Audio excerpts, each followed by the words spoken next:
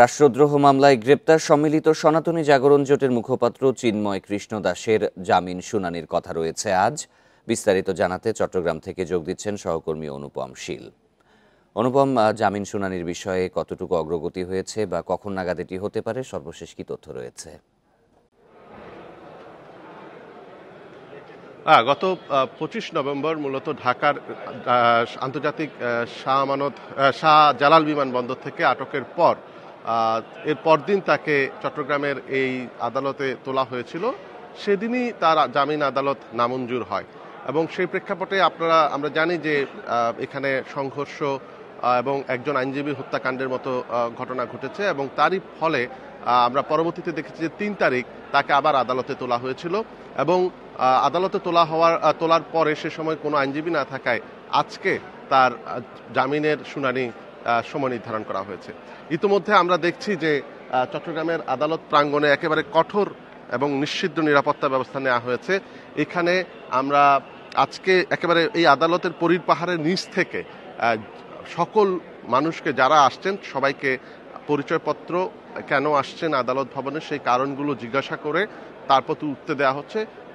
বিচারক, আইনশৃঙ্খলা বাহিনী বা এই ধরনের কারো ছাড়া অন্যান্য কারো আসলে গাড়ি বা এই ধরনের যানবাহন কিন্তু আজকে উপরে উঠতে দেওয়া হচ্ছে না।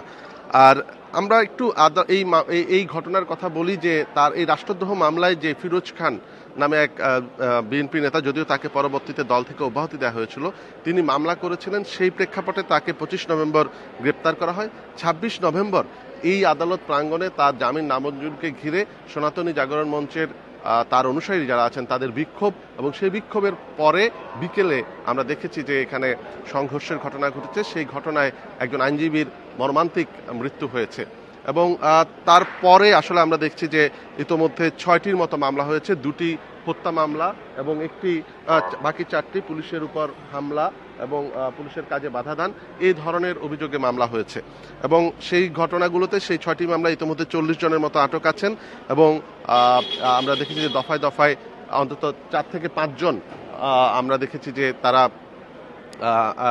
১৬৪ ধারায় কিন্তু ইতোমধ্যে ৩ জনের মতো জবানবন্দি দিয়েছেন।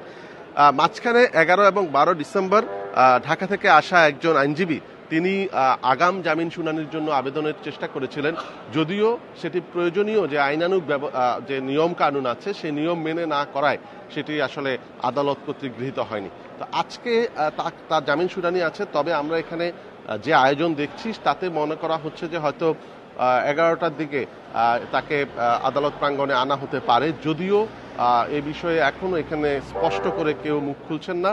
আমরা পুলিশের সাথেও কথা বলছিলাম, পাশাপাশি আদালতের বিভিন্ন সূত্রের সাথে কথা বলছিলাম, তারা আসলে কেউই এই ব্যাপারটিতে তাকে আদালতে আনা হবে কিনা সে বিষয়টি নিয়ে মুখ খুলছেন না, যেহেতু এটি একটি স্পর্শকাতর মামলা এবং এই পুরো ঘটনাটিকে ঘিরে সারা দেশে এক ধরনের স্পর্শকাতর পরিস্থিতি তৈরি হয়েছে, তাই আসলে এই গোপনীয়তার কথাটি বলা হচ্ছে। তারপরেও আমরা দেখছি যে এখন আদালতের এই মুহূর্তে পরিস্থিতি বেশ শান্ত বলা যায় এবং সামগ্রিকভাবে নিরাপত্তা ব্যবস্থাপনা খুব জোরালো করা হয়েছে এবং আমরা এখানে আইনজীবী হত্যাকাণ্ডকে ঘিরে এখানে আইনজীবীদের পক্ষ থেকে গত সময়ে বেশ প্রতিবাদ হয়েছে, বিক্ষোভ সমাবেশে গতকালকে আমরা একটি মানববন্ধন কর্মসূচি দেখেছিলাম আইনজীবীদের। বেলা বাড়ার সাথে সাথে নিশ্চয়ই এই বিষয়ে আরও তথ্য পাওয়া যাবে, আপনার মাধ্যমে আমরা তা দর্শকদের জানাবো।